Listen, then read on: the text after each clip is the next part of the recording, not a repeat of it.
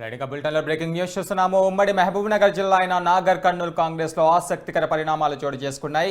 Nagar Kurnool MP అభ్యర్థి మల్లు రవిని సన్మానించారు మాజీ ఎమ్మెల్యే సంపత్ కుమార్. ఈ నేపథ్యంలోనే ఎంపీ అభ్యర్థి మల్లు రవికి శుభాకాంక్షలు తెలియజేశారు. ఇక మల్లు రవిని భారీ మెజారిటీతో గెలిపిస్తామని ఆయన ప్రకటన జారీ చేశారు.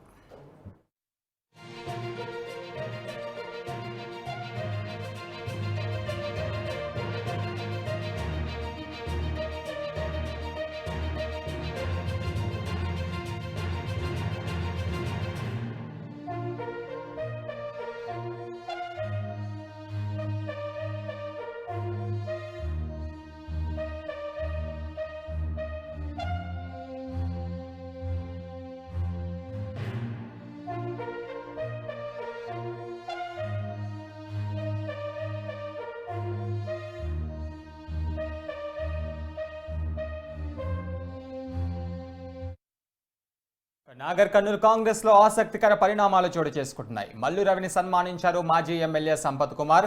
ఇక ఎంపీ అభ్యర్థి మల్లు రవికి శుభాకాంక్షలు తెలియజేశారు. ఇక మల్లు రవిని భారీ మెజారిటీతో గెలిపిస్తామని సంపత్ కుమార్ వెల్లడించారు. ఇదే అంశంపై మరిన్ని వివరాలు మా ప్రతినిధి భవిత అందిస్తారు. భవిత,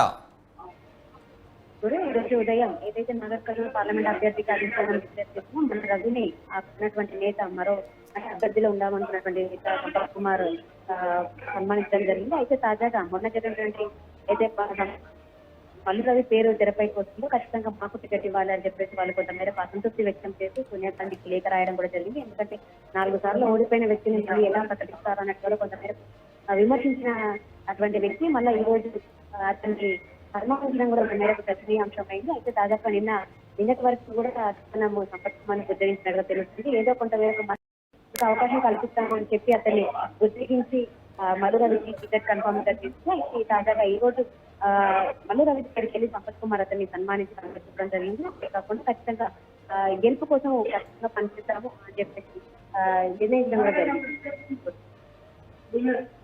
అయితే భవిత, నిన్న మొన్నటి వరకు ఇద్దరి మధ్య పోటాపోటీ నెలకొంది. ఎంపీ టికెట్ కోసం ఇటు సంపత్ కుమార్ అటు మల్లు రవి కూడా మల్ల గులాలు చేశారు కదా. ఇప్పుడు సంపత్ కుమార్ వచ్చేసి మల్లు రవికి సన్మానం కూడా చేశారు. దీన్ని ఏ విధంగా చూసుకోవచ్చు?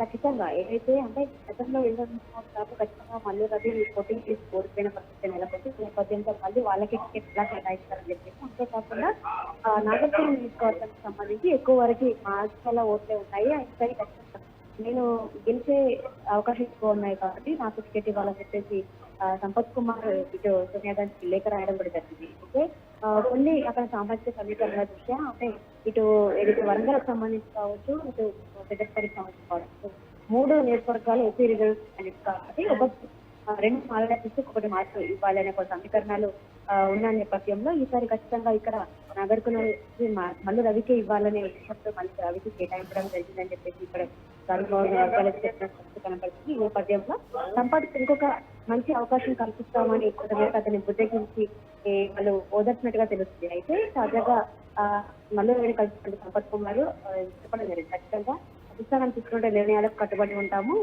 ఖచ్చితంగా పార్టీ గెలిపే లక్ష్యంగా పనిచేస్తాము, మల్లు రవిని ఎక్కువ బాగా గెలిపిస్తామని చెప్పి కూడా చెప్తుంది. Thank you Bhavitha.